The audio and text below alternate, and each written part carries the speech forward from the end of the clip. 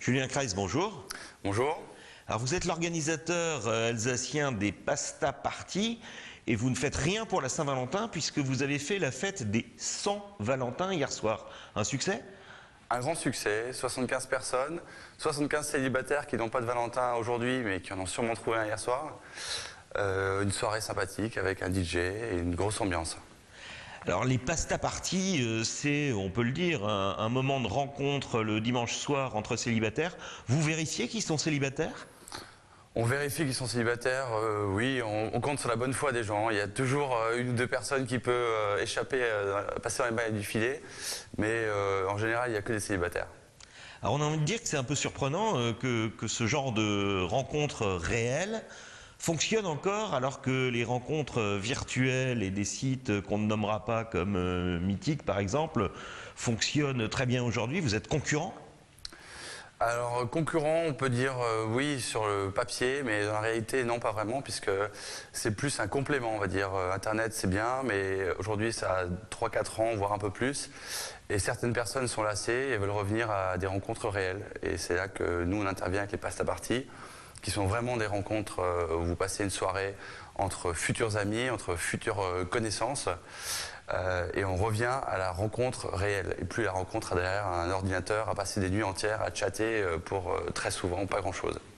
Alors dans votre dépliant pour la rencontre d'hier, vous dites que les convives auront le temps de rencontrer quelqu'un et de l'inviter pour ce soir, pour un dîner aux chandelles. Vous en avez qui sont passés à l'acte? Il y aura des dîners de Saint-Valentin ce soir?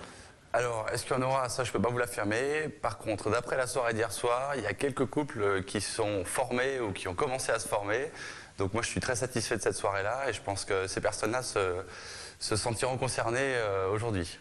Alors quel est le profil de ces gens-là? Est-ce qu'il y a beaucoup de gens qui reviennent finalement jusqu'à trouver l'âme sœur? Vous dites 75 personnes, mais ça fait 2 ans que vous existez. Alors effectivement, on a toujours des gens qui reviennent, puisque sur 2 ans, vous êtes venu une fois, ça vous a plu. Vous n'osez pas forcément revenir la deuxième fois, parce qu'après on va se dire, ouais, lui il vient tout le temps, et ainsi de suite. Donc les gens laissent 1 mois d'écart, 2 mois, reviennent, rencontrent quelqu'un des fois, une histoire qui dure 2-3 mois, 6 mois, 1 an. Et j'ai déjà des gens qui sont revenus au bout d'1 an, qui m'ont dit, ça a tellement bien marché, on était ensemble 1 an, bon finalement les choses ont fait qu'on se soit séparés au bout d'1 an. Mais je reviens parce que je suis convaincu que c'est un mode de rencontre qui me plaît et qui marche. Finalement, vous êtes un mode de rencontre, mais presque pudique par rapport à d'autres. On entend parler pour cette Saint-Valentin 2011 de sites qui s'appellent Day Use Hotel pour des rencontres juste l'après-midi et des chambres d'hôtel moins chères. Vous, c'est pas du tout ça.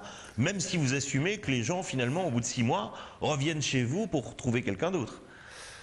Oui, en quelque sorte, nous, en fait, on fait plutôt des soirées où on va présenter des gens, des célibataires à de nouveaux célibataires, puisque il arrive très souvent qu'au bout d'une certaine année, vos amis sont en couple et donc vous vous retrouvez un petit peu seul célibataire.